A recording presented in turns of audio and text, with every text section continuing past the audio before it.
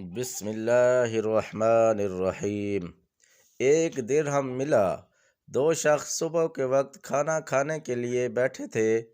ایک کے پاس 5 روٹیاں جبکہ دوسرے کے پاس 3 روٹیاں تھیں۔ اتنے میں ادھر سے ایک شخص گزرا۔ ان دونوں نے ان کو بھی اپنے ساتھ بٹھا لیا اور تینوں نے وہ 8 روٹیاں مل کر کھا لیں۔ تیسرے شخص نے جاتے ہوئے 8 درہم ان دونوں کو دیے اور کہا، میں نے تمہارے ساتھ جو کھانا کھایا ہے اس کی یہ قیمت ہے، تم اس سے آپس میں تقسیم کر لو۔ اب ان تینوں میں تقسیم پر جھگڑا ہوا۔ 5 روٹیوں والے شخص نے کہا، میں 5 درہم لوں گا اور میری روٹیاں 5 تھیں، اور تم 3 درہم لو کہ تمہاری روٹیاں 3 تھیں۔ دوسرے نے کہا، نہیں، رقم آدھی آدھی تقسیم ہوگی۔ دونوں یہ معاملہ لے کر حضرت علی رضی اللہ تعالی عنہ کی خدمت میں حاضر ہوئے۔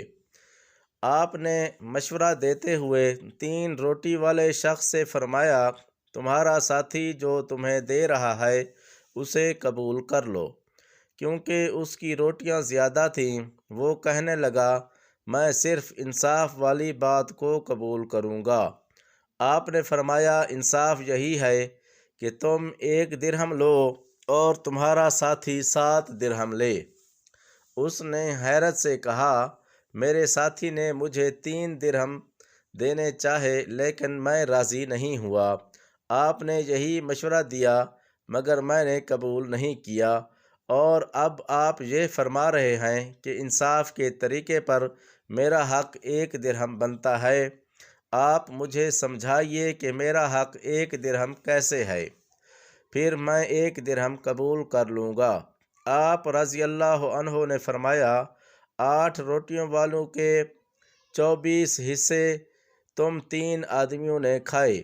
یہ پتہ نہیں کہ کس نے کم کھایا اور کس نے زیادہ کھایا، اس لیے یہ سمجھ لو کہ سب نے برابر کھایا ہے، یعنی ہر ایک نے 8 حصے کھائے۔